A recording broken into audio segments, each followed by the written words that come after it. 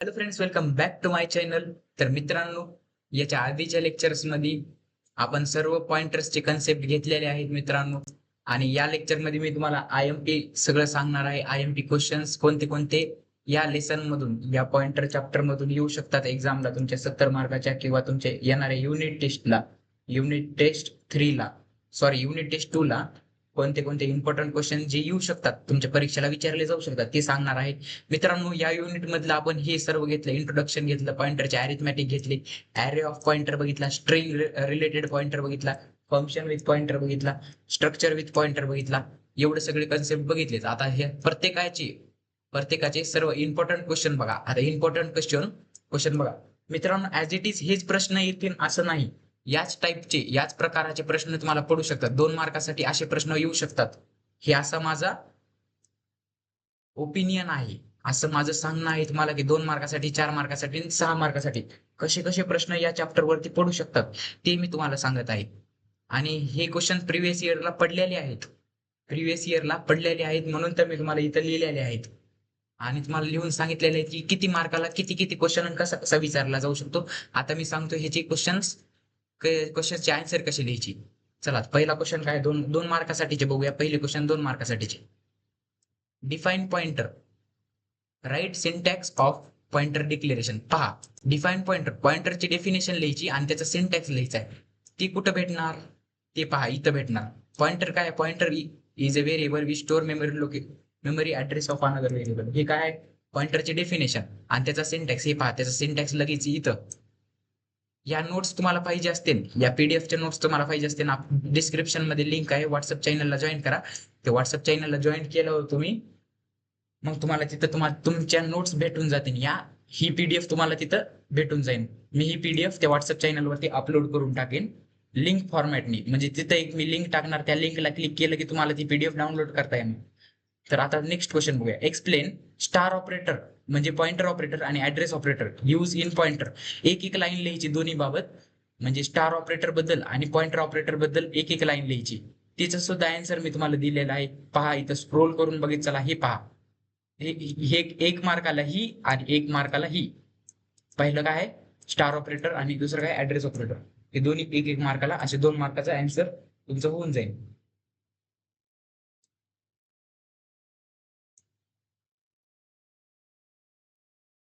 Right any two advantages of pointer.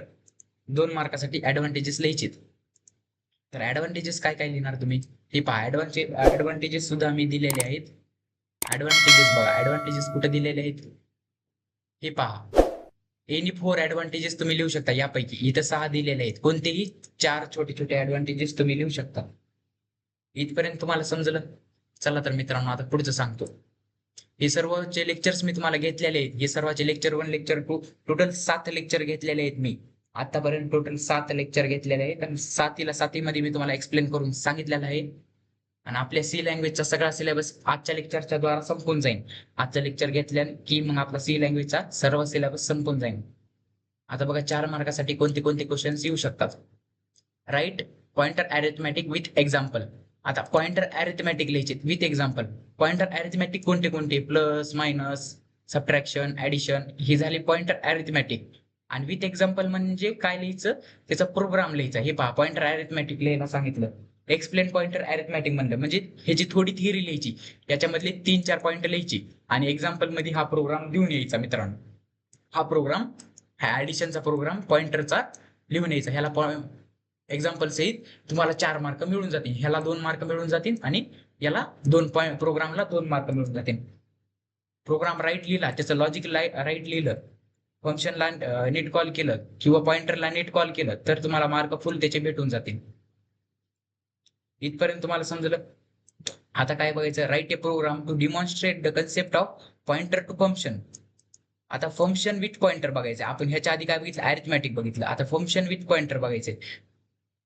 Function with pointer मध्ये तसंच करायचं. 2 थेअरीच्या लाईनी लिहायच्या किंवा एक थेअरीची लाईन लिहा, आणि एक्झाम्पल मध्ये हे टाकून द्या. आणि उरलं सुरलं तुम्ही आणखीन काही ऍड करू शकता, जसं की ऍडव्हान्टेजेस, डिसएडव्हान्टेजेस तुम्ही ह्याच्यामध्ये ऍड करू शकता. ती तुमची मर्जी झाली. पण एवढं आन्सर 4 मार्कासाठी सफिशियंट राहील माझ्या हिशोबाने. तर थोडंसं इलॉबरेट कराय बघायचं. काय होईल हे प्रोग्राम मध्ये ते सुद्धा एक्सप्लेन करायचा प्रयत्न करायचा. आउटपुट एक्झाम मध्ये लिहावंच म्हणून मान्यता नाही, आउटपुट लिहिले नाही तरी चालतंय, फक्त प्रोग्रामचं लॉजिक बरोबर असलं पाहिजे.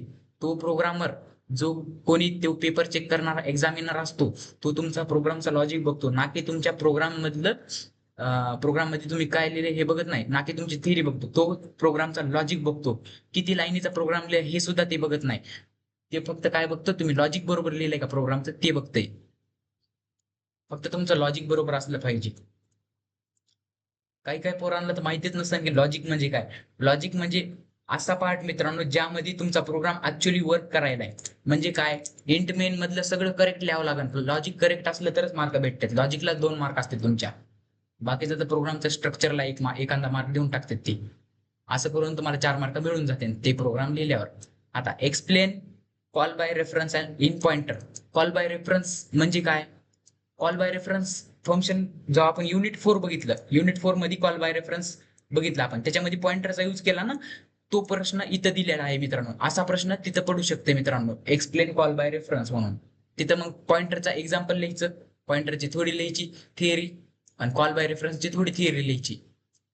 पहा मित्रांनो, मी कॉल बाय रेफरन्सचा आणि कॉल बाय व्हॅल्यूचा डिफरन्स दिलता. तर त्या डिफरन्स मधली जी थिअरी, ती पण थिअरी तुम्ही इथं लिहू शकता, कारण की डिफरन्स मधली थिअरी छोटी राहते आणि सोपी राहते, म्हणून ती सुद्धा थिअरी तुम्ही लिहू शकता. Define pointer, how to declare and initialize pointer. आता पहा, इथं सुद्धा आलता प्रश्न डिफाईन पॉइंटर. इथं नुसता डिफाईन होता आणि त्याचं काय लिहायचं होतं, सिंटॅक्स लिहायचं होतं. पण इथं 4 मार्कासाठी कसा प्रश्न पडला, डिफाईन पॉइंटर हा 1 मार्कासाठी, आणि डिक्लेरेशन आणि इनिशियलायझेशन हे बाकीचे 3 मार्कासाठी देऊन टाकतात. असे मार्क डिवाइड करतात एक्झामिनर. तर मित्रांनो, हे सर्व तुम्हाला एका ह्याच्यात लिहिलं म्हणजे डिक्लेरेशन आणि इनिशियलायझेशन, पॉइंटरचं डिक्लेरेशन आणि इनिशियलायझेशन. त्याचा आन्सर केवढा असेल तुम्हाला सांगतो. डिफाईन पॉइंटर मधले हे 3 लाईन लिहून टाकायच्या, त्याचा सिंटॅक्स पण लिहून टाकायचा सोबत, त्याचा सिंटॅक्स पण लिहून टाकायचा, त्याचं एक्झाम्पल पण लिहून टाकायचं, आणि त्याचा प्रोग्राम पण लिहून टाकायचा. हा पहा, हा प्रोग्राम. हे झालं तुमचं फुल आन्सर 4 मार्कासाठीचं. 2 मार्कासाठीचं फक्त सिंटॅक्स आणि त्याची डेफिनेशन. समजलं ना तुम्हाला काय काय कितकं कितकं लिहायचंय या आपल्या पीडीएफ मधलं. Write a program to accept 2 integer from user. पहा, प्रोग्राम लिहायचा आहे, 2 इंटिजर एक्सेप्ट करायचे युजर पासून, आणि परफॉर्म ऍडिशन, त्यांची ऍडिशन परफॉर्म करायची, सबट्रॅक्शन, मल्टिप्लिकेशन, डिव्हिजन, आणि कशा थ्रू करायची, युझिंग पॉइंटर. प्रोग्राम लिहायला सांगितलं आणि शेवटी काय सांगितलं, युझिंग पॉइंटर. म्हणजे काय समजायचं, हा प्रोग्राम आपल्याला करायचा आहे पण युझिंग पॉइंटर करायचा आहे. मित्रांनो, तुम्ही म्हणता सर तुम्ही असा प्रोग्राम आम्हाला शिकविलाच नाही. पण मित्रांनो, तुम्हाला जर लक्षात आहे का, आपण अरिथमॅटिक्स ऑफ पॉइंटर बघत असताना ऍडिशन, सबट्रॅक्शन, मल्टिप्लिकेशन, हे पहा, ऍडिशन, सबट्रॅक्शन, मल्टिप्लिकेशन आणि डिव्हिजन हे सर्व आपण बघितलेलं आहे, आणि आउटपुट सुद्धा काढलेलं आहे. हा जर लेक्चर कोणी बघितले नसते, पहा आधी पहा मित्रांनो, तुम्ही ते मागले लेक्चर सगळे कव्हर करा. लेक्चर 1, लेक्चर 2, लेक्चर 7 लेक्चर पर्यंत आपण शिकलेला आहे. 5 युनिट आपण सी लँग्वेज शिकलेले आहे. ते लेक्चर्स बघत चला. त्या लेक्चर्स मध्ये तुम्हाला प्रोग्राम कसे रन केलेत, मी कसे हाताने टाईप करून दाखवलेत मित्रांनो मी, आणि तुम्हाला समजून सांगितलेलं आहे, ते तुम्हाला लवकर समजावे म्हणून स्वतः ऑनलाईन कंपाईलरवरती करून दाखवलेले आहे. कोणता शिक्षक, आजकाल कॉलेजचे शिक्षक सुद्धा तुम्हाला करून देईना झालेत ऑनलाईन कंपाईलरवरती. तर आता पहा मित्रांनो, कुठं होतो, हा इथं. Write a program to swap the values of variable A is equal to 20 आणि B is equal to 30 by using pointer. पहा, स्वॅपिंग परफॉर्म करायची ए आणि बी मध्ये. म्हणजे काय करायचं, ए ची व्हॅल्यू बी वरती, बी ची व्हॅल्यू ए वरती. पण कशाचा यूज करायचा आहे, पॉइंटरचा यूज करायचा मित्रांनो. काही नाही मित्रांनो, स्वॅपिंगचं लॉजिक, जे स्वॅपिंगचे व्हेरिएबल आहेत ते पॉइंटर मध्ये टाकून द्यायचे, पॉइंट स्वॅप करून टाकायचे मित्रांनो. मित्रांनो, तुम्हाला जर स्वॅपिंगचा सुद्धा प्रोग्राम आपण घेतलेला आहे वाटतं, हे पहा, पॉइंटर थ्रू स्वॅपिंग घेतलेलं आहे, फंक्शन मध्येच घेतलेलं आहे पॉइंटर थ्रू स्वॅपिंग. हे पहा पॉइंटर थ्रू स्वॅपिंग. फक्त फंक्शन काढून टाकायचे, हे फंक्शन्स काढून टाकायचे, आणि हे लॉजिक, हे जे लॉजिक दिसायले का, हे एवढं सिलेक्ट केलेलं मी, हायलाइट केलेलं मी, ते या मेन फंक्शन मध्ये लिहून टाकायचं. इथं मेन फंक्शन मध्ये लिहून टाकायचं आणि ऍज इट इज डिस्प्ले करून टाकायचं. तेवढंच तुमचं होते मित्रांनो. तुम्ही म्हणता सर पूर्ण प्रोग्राम तो का म्हणून लिहिला नाही आपण, कोणता ते वरला पूर्ण प्रोग्राम का म्हणून लिहिणार नाही, कारण की मित्रांनो इथं फंक्शनचा उल्लेखच केला नाही ना, फंक्शनचा उल्लेख केला नाही. तुम्ही लिहिला तरी जमते, पण तुमचा टाइम का म्हणून वेस्ट करून घेता तुम्ही एक्झाम मध्ये. जर तेवढा मोठा प्रोग्राम लिहायला सांगितला नाही तर लिहायचाच नाही, फक्त स्वॅपिंगचाच लिहायला सांगितलं, स्वॅपिंगचा लिहायचा पण पॉइंटरचाही वापर करून. पॉइंटरचा वापर करून स्वॅपिंगचा प्रोग्राम लिहायचा. ते सुद्धा प्रोग्राम मी सांगितलेला आहे फंक्शन ऑफ पॉइंटर मध्ये. जर प्रिव्हियस लेक्चर बघितले नसतील तर ते बघून घ्या, त्याच्याशिवाय तुम्हाला क्वेश्चन समजणार नाही. Explain how to pass pointer to function with example, तोच सेम जो फंक्शन सोबत सांगितलं का मी. आता हेच पहा, हाच प्रोग्राम केल्याने तुम्हाला किती 3 क्वेश्चन कव्हर होईल. 3 क्वेश्चन, एक तर तो स्वॅपिंगचा प्रोग्राम वाला, एक तर फंक्शन वाला आणि एक पॉइंटर विथ फंक्शन वाला. 3 क्वेश्चन एका प्रोग्राम मागे कव्हर होईल. तर मित्रांनो असंच करत चला, जेणेकरून जास्ती तुमचे मार्क्स तुमचे वाढत चालतील. हे पहा 4 मार्कासाठी आला आता. Explain explain explain star operator आणि अँड ऑपरेटर. आता मित्रांनो तुम्ही म्हणता सर तुम्ही तर 2 मार्काचे आन्सर दिले, पण इथं तर 4 मार्काला आलं. मित्रांनो 2 मार्काचा आन्सर दिले ना, मग त्याला 4 मार्काचं कसं कन्वर्ट करायचं ते आलं पाहिजे तुम्हाला. हे पहा 2 मार्काचे आन्सर दिले, त्यानंतर ह्याचे सिंटॅक्स द्यायचे कसं वापरतात ते. हे पहा वर दिलेले ते मी सिंटॅक्स, वर मी सिंटॅक्स दिलेले. हे पहा अँड ऑपरेटरचा सिंटॅक्स हा सिंटॅक्स अँड ऑपरेटरचा, आणि हा सिंटॅक्स पीटीआर ऑपरेटरचा. हे पहा हा सिंटॅक्स स्टार पीटीआर ऑपरेटरचा, स्टार ऑपरेटरचा. हे 2 सिंटॅक्स तिथे लिहायचे. आणखीन तुम्ही प्रोग्राम ऍड करू शकता. हा वाला प्रोग्राम ऍड करू शकता तुम्ही, हा वाला प्रोग्राम ऍड करू शकता. याच्यात फक्त वापर दाखवायचा आपल्याला, हा स्टार ऑपरेटरचा वापर आणि अँड ऑपरेटरचा वापर दाखवायचा ना. मग कोणता पण प्रोग्राम तुम्ही लिहू शकता. त्यामुळे हाच प्रोग्राम सोपा आहे. हा प्रोग्राम तुम्ही दाखवा आणि तिथं एवढे व्हॅल्यू डिस्प्ले करायची गरज नाही. डिस्प्ले करा म्हणजे की जेणेकरून एक्झामिनरला समजा की तुम्हाला पॉइंटर कन्सेप्ट हे क्लिअर आहे ना. एक्झामिनरच्या मनात तुमची एक छवी निर्माण होईल, एक इमेज निर्माण होईल एक्झामिनरच्या मनात, किंवा या पोराला खरंच प्रोग्रामिंग जमती म्हणून, किंवा तुम्ही एवढं सगळं डिस्प्ले केले म्हणून त्याला कळून जाईल की तुम्हाला प्रोग्रामिंग जमत आहे म्हणून. म्हणून कधी बी एक्स्ट्रा लिहायचं ट्राय करायचं, पण एवढं पण एक्स्ट्रा नाही लिहायचं की जेणेकरून तुम्हाला टाइम पुरणार नाही. एक्झाम मध्ये टाइम सुद्धा आपला एक मोठा शत्रू राहतो मित्रांनो. टाइम पण आपला एक मोठा दुश्मन असतो, दुश्मन एक्झाम मध्ये. एरेवारी तर आपण टाइमपासच करीत बसतो असंही. तर 6 मार्कासाठी कसले प्रश्न येतात बघा. Explain with example array of pointer 6 मार्कासाठी येणार. का म्हणून 6 मार्कासाठी येणार ॲरे ऑफ पॉइंटर? कारण की ॲरे ऑफ पॉइंटरचा प्रोग्राम कसा असतो, मोठा प्रोग्राम असतो. एक्सप्लेन म्हणलंय ना, मग त्याची थिअरी थोडी लिहायची, 1-2 लाईन. एक्झाम्पल थोडं लिहायचं.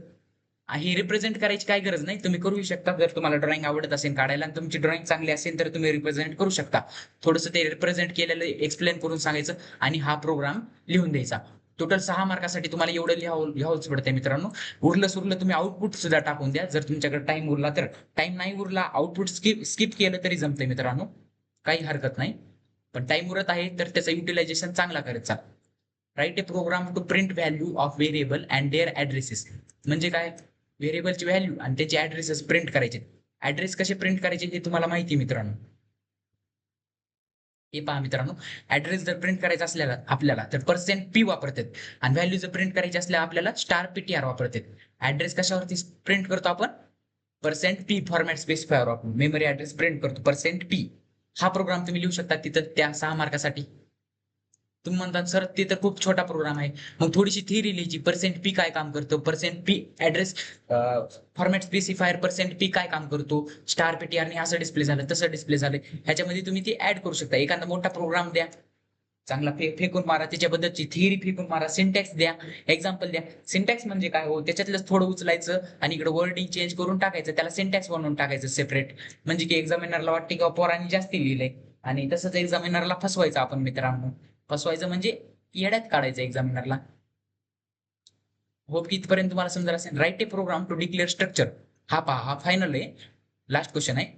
Right a program to declare structure बनवायचा आहे. एम्प्लॉई नावाचा स्ट्रक्चर बनवायचा आहे. हॅव्हिंग डाटा मेंबर्स त्याचे एम्प्लॉईचे डाटा मेंबर्स काय, स्ट्रक्चरचे नेम, एज, स्टेट हे राहू द्या, हे कट करा, आणि सिटी. नेम, एज, स्टेट आणि सिटी होती, स्टेट कट केलं. नेम, एज अँड सिटी हे 3 एक्सेप्ट करायचे. आणि मित्रांनो एक्सेप्ट डाटा अँड डिस्प्ले किती जणांसाठी डिस्प्ले करायचे, किती एम्प्लॉई साठी. इथं काही दिलं नाही म्हणजे एका एम्प्लॉई साठी करायचे ना, एका एम्प्लॉई साठीच तुम्हाला पॉइंटर. आणि पहा पुढे काय दिलंय, बाय युझिंग पॉइंटर, म्हणजे पॉइंटरचा वापर करून ते सर्व करायचं आहे. आता बाय युझिंग पॉइंटर जर तुम्हाला ते कन्सेप्ट कळालं नसेल तर आपलं हे लेक्चर बघू शकता, पॉइंटर विथ स्ट्रक्चर वालं. याच्यामध्ये तुम्हाला सांगून दिलेलं आहे. पहा इथं स्टुडंटच्या जागी फक्त एम्प्लॉई टाकायचं, इथं काय टाकायचं, एज, नेम, सिटी. असं टाकून द्यायचं. आणि सेम जसं मी तुम्हाला हा एरो ऑपरेटर वापरायला सांगितलंय, ते एरो ऑपरेटर वापरून आधी युजर कडून व्हॅल्यूज घ्यायचं आणि युजरला डिस्प्ले करून टाकायचं. सेम एका एका एका ह्याच्यासाठी डिस्प्ले करायचं होतं आणि एकाच ह्याच्यासाठी इथं सुद्धा डिस्प्ले केला जाईल. फक्त फरक काय, तिथं स्ट्रक्चर स्टुडंटचा होता आणि इथं स्ट्रक्चर एम्प्लॉईचा आहे. एवढाच फरक आहे. आणि इथं मेंबर्स थोडेसे बदललेले आहेत. तर मित्रांनो, आजचं लेक्चर तुम्हाला समजलं. तर मित्रांनो, आता आपले 5ला 5 युनिट झालेले आहेत आणि मला हे सांगण्यात खूप आनंद होत आहे की मी तुमचे 5ला 5 युनिट घेतलेले आहेत. आय होप की तुम्ही मला इथपर्यंत प्रतिसाद दिला. आणि या सी लँग्वेजला आपण सर्वजण आज बाय बाय करूया. आणि या सी लँग्वेज साठी माझ्या मनात तर आता सध्याला एक गाणं येत आहे. तर ते गाणं मी माझ्या मनात म्हणून दाखवतो. अभी ना जाओ छोड़ के दिल अभी भरा नहीं हो. अभी ना जाओ छोड़ के दिल अभी भरा नहीं. मित्रांनो, तुम्ही सोडून जायचं नाही बरं का. तुम्ही इथंच राहायचंय. पुढच्या सेमिस्टरला सुद्धा मी C++ आणि डाटा स्ट्रक्चर DSU शिकविणार आहे. तर तुम्ही इथंच राहायचंय. फक्त सी लँग्वेज सोडून जाणार आहे आपल्याला. सी लँग्वेज सोडून जाणार आहे म्हणून मी जरा इमोशनल होऊन गाणं म्हणलं. पण तुम्ही इथंच राहायचंय. तुम्ही कुठं जायचं नाही सोडून. आपल्या PG टेक अकॅडमीला सबस्क्राईब करा, लाईक करा, शेअर करा आणि जास्तीत जास्त मुलांपुढे आपले चॅनल पोहोचू. चला, आता इथून पुढं पेपरचा अनालिसिस म्हणून एक व्हिडिओ येईल. त्याच्यामध्ये मी तुम्हाला प्रिव्हियस इयरचे पेपर्स अनालिसिस करून टाकेन आणि तो आपला लास्ट व्हिडिओ राहील. त्यानंतर पुढच्या सेमिस्टरला लगेच सुरू करून देऊया आपण C++. पण त्यासाठी कमीत कमी आता मला C++ सुरू करायला तुम्ही कमीत कमी आता आपले 250 सबस्क्रायबर झालेले आहेत. 250 सबस्क्रायबर्स PG टेक अकॅडमीवरती झालेले आहेत. तुम्ही काय करा, कमीत कमी 500 पर्यंत तरी घेऊन जा, जेणेकरून मला आणखीन मोटिवेशन भेटून जाईल आणि त्या मोटिवेशन मध्ये मी तुम्हाला आणखीनच चांगलं शिकवायचा प्रयत्न करेन, आणखीनच चांगले कंटेंट आणेन, आणखीन चांगले IMP देईन. जर तुम्हाला आणखीन काही पाहिजे असेल, तर काही राहिलं असेल माझ्याकडून तर कमेंट मध्ये सांगत चला. काही शिकवायचं राहिलं असेल, कोणता कन्सेप्ट समजला नसेल तर ते सांगत चला. ओके, तुम्हाला आजचं लेक्चर समजलं असेल. Bye bye.